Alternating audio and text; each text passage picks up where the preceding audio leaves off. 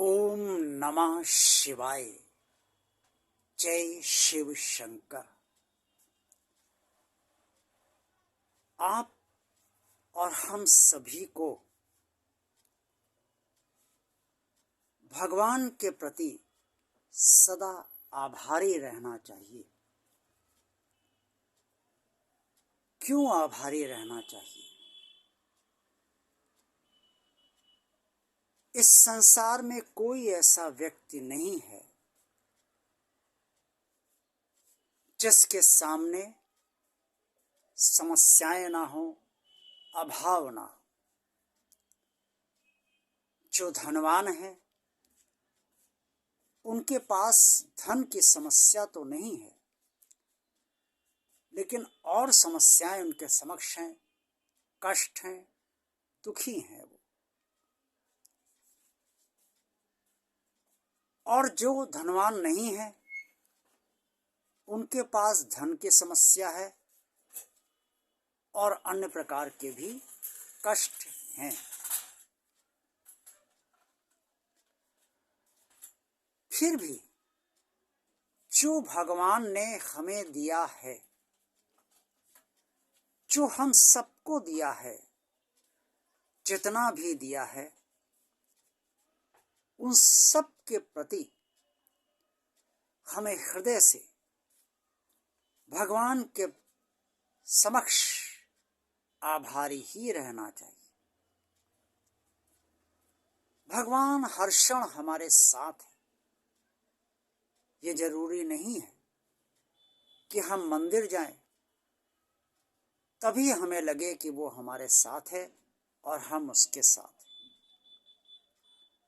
हम पूजा करें तभी हमें लगे कि भगवान हमारे साथ है और हम उसके साथ हैं।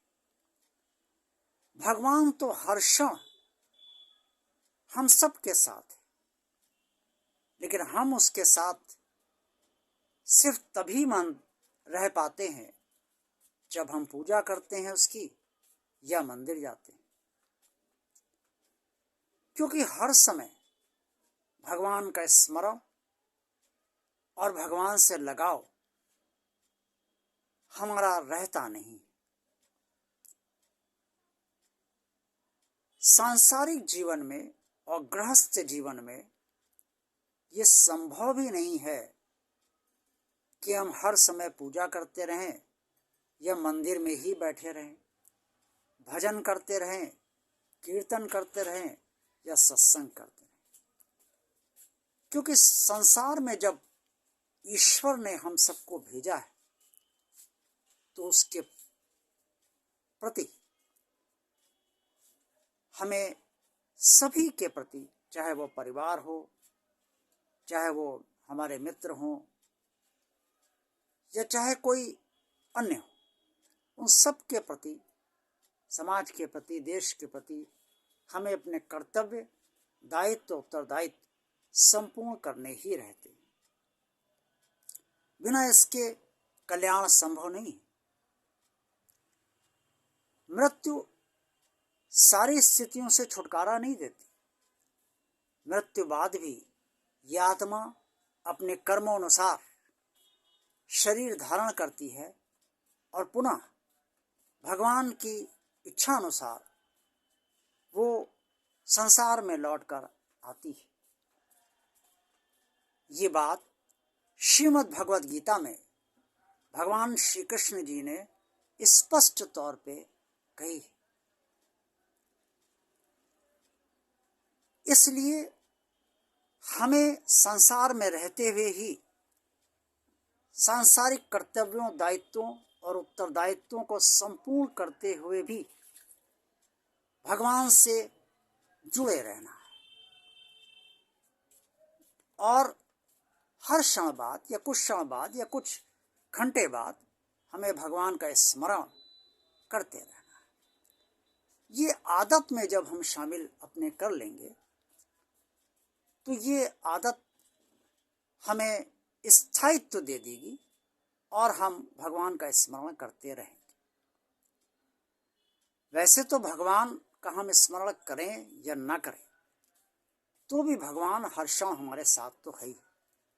लेकिन स्मरण करने से हमें ये लगता है कि हम भी भगवान से जुड़ चुके हैं।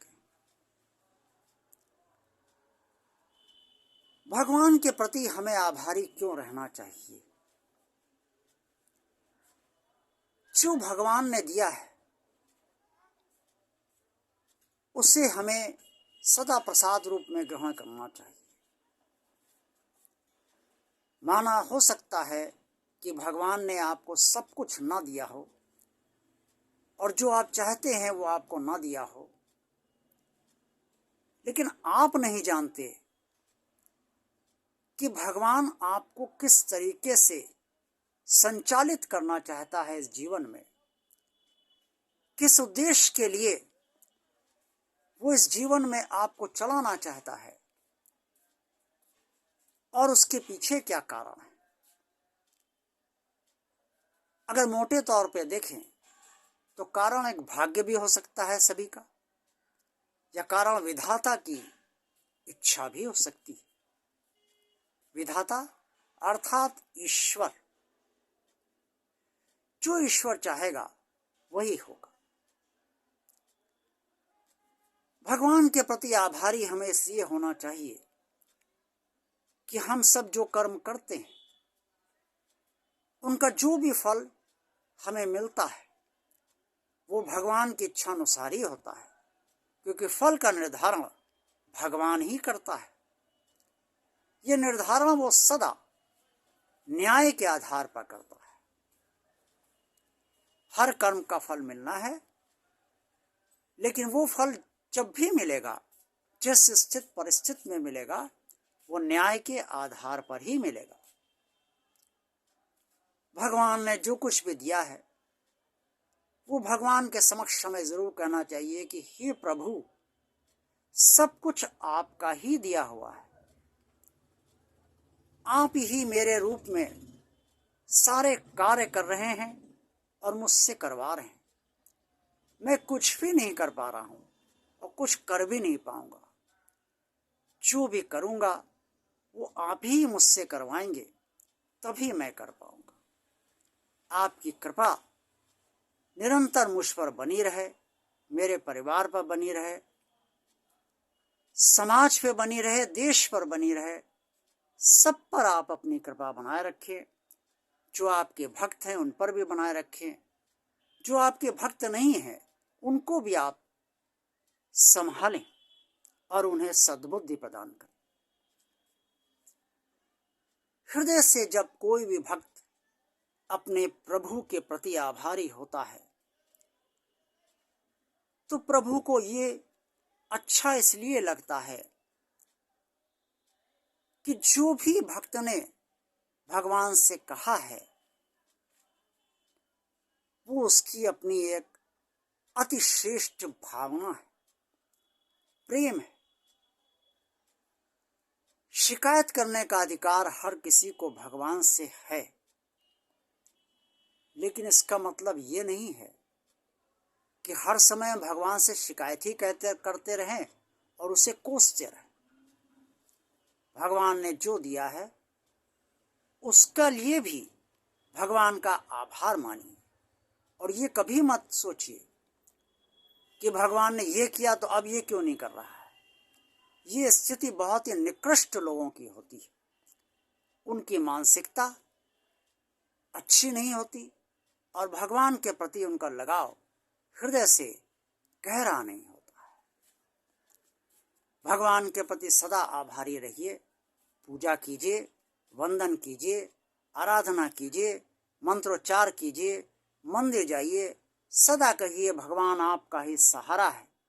आप जो मुझे देंगे, मेरे परिवार को देंगे, वही हमें प्राप्त होगा। आप मुझसे वो सब करवाइए जो आप करवाना चाहते हैं, और जो फल आप देना चाहें वो दीजिए। फिर आप देखिएगा आपके जीवन की स्थितियां आपके शरीर के भीतर से और बाहर से धीरे धीरे बदलनी शुरू हो जाएंगी, क्योंकि आप भगवान के नजदीक आते जा रहे हैं और भगवान आपके नजदीक आता जा रहा है। जितने जितने नजदीक आप भगवान के आते जाएंगे, उतना उतना नजदीक भगवान भी आपके आता जाएगा। परमपिता परमात्मा अत्यंत दयालु है, दया का महासागर है, करुणा का महासागर है, दीन दयाल है, दीन बंधु है, दया निधान है और वो सब पर अपनी कृपा करता है। इसलिए भगवान के प्रति सदा आभारी रहें। जिस किसी को भी आप जिस ईश्वरीय स्वरूप की आराधना करते हैं उसे अपना भगवान मानकर जो कुछ भी उसने आज तक आपको, आपके परिवार को दिया है, उसके प्रति आप हृदय से सदा आभारी रहें और आभार के साथ ही आप भगवान की आराधना करें, पूजा करें, वंदन करें, कीर्तन करें, मंदिर जाएं, सत्संग करें, जो भी आप कर सकते हैं वो अवश्य करें। इसी से न सिर्फ आपको भौतिक स्थितियों की प्राप्ति होगी बल्कि आपकी आत्मा को भी सद्गति मिलेगी। आज के वीडियो में बस इतना ही। ये वीडियो आपको अगर पसंद आया है तो आप इसे लाइक कीजिए, अन्य लोगों को शेयर कराइए और अन्य लोगों को शेयर कीजिए। और अगर आपने अभी तक भगवान और आप चैनल को सब्सक्राइब नहीं किया है तो इस चैनल को सब्सक्राइब आप अवश्य कीजिए, अन्य लोगों से भी सब्सक्राइब कराने का आग्रह कीजिए। भगवान और आप चैनल आप सबका चैनल है। इस चैनल का मालिक मैं निश्चित कुमार, मैंने स्वयं भगवान शिव को माना है और भगवान शिव इस चैनल के मालिक हैं, स्वामी हैं। उनकी अंतर प्रेरणा से ही जो वो मुझसे बुलवाते हैं वो मैं आप सबके समक्ष बोल पाता हूँ। आज का दिन आपके लिए मंगलमय हो, शुभ हो, आप प्रसन्न रहें, सुखी रहें, यही मेरी भगवान शिव से प्रार्थना है। ओम नमः शिवाय। जय शिव शंकर।